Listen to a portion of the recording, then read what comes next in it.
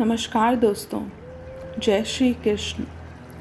आपका स्वागत है हमारी इस YouTube सीरीज़ में, जिसका एकमात्र उद्देश्य यह है कि हम गीता से समझें और जानें जीवन जीने का सही तरीका।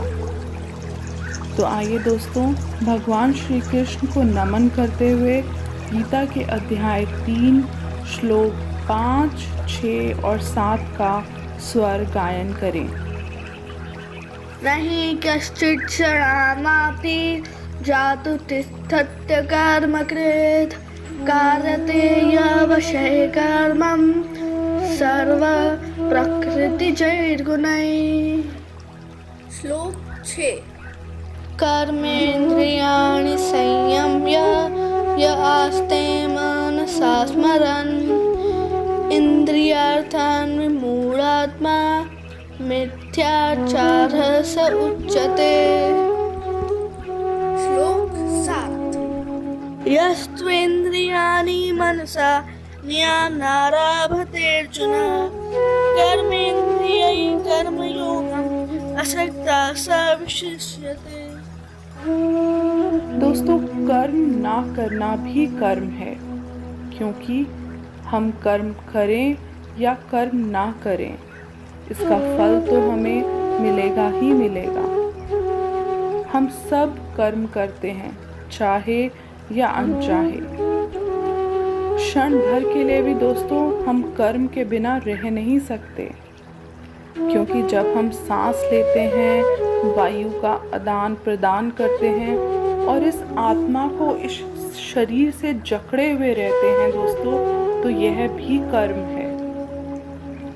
तभी श्री कृष्ण इस अध्याय में हमें यह समझा रहे हैं कि संन्यास या कर्म अलग अलग नहीं है, एक ही है, क्योंकि दोनों का लक्ष्य है परमात्मा की प्राप्ति।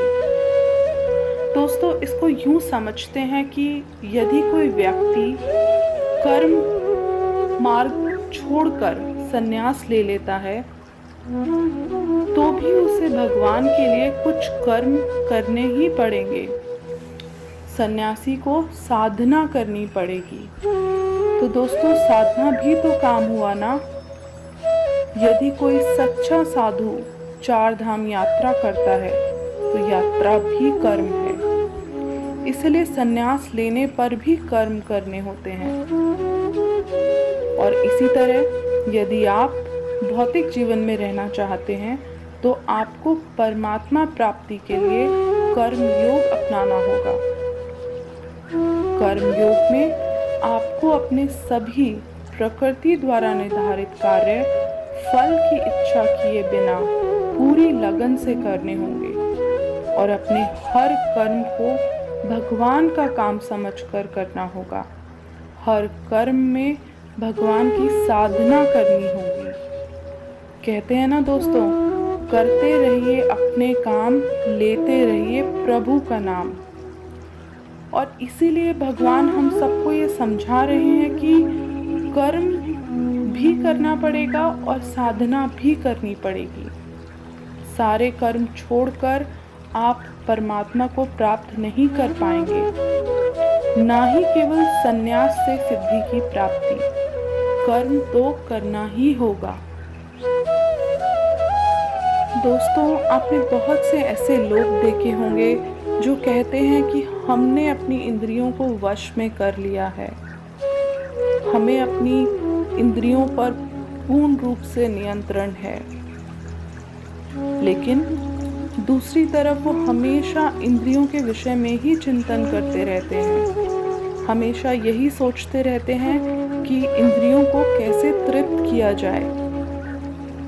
ऐसे व्यक्तियों को भगवान श्री कृष्ण मिथ्याचारी अर्थात पाखंडी बताते हैं। अतः दोस्तों, हम सबको सच्चे मन से अपनी इंद्रियों को नियंत्रित कर बिना फल की इच्छा यानी निष्काम कर्म करना चाहिए। तभी हम श्रेष्ठ व्यक्ति कहलाए जाएंगे। जब इंद्रियां वश में होती हैं, तो व्यक्ति कुछ भी कर पाने में समर्थ होता है। किसी भी तरह की बाधा छोटी से छोटी या बड़ी से बड़ी आपको आपके काम से रोक नहीं पाएगी और आप अपना हर कठिन से कठिन लक्ष्य भी प्राप्त कर पाएंगे। लेकिन दोस्तों, आपको करना क्या है? केवल अपनी इंद्रियों का नियंत्रण, इंद्रियों के बहाव में ना बहकर अपने लक्ष्य प्राप्ति के बहाव में बहते जाइए।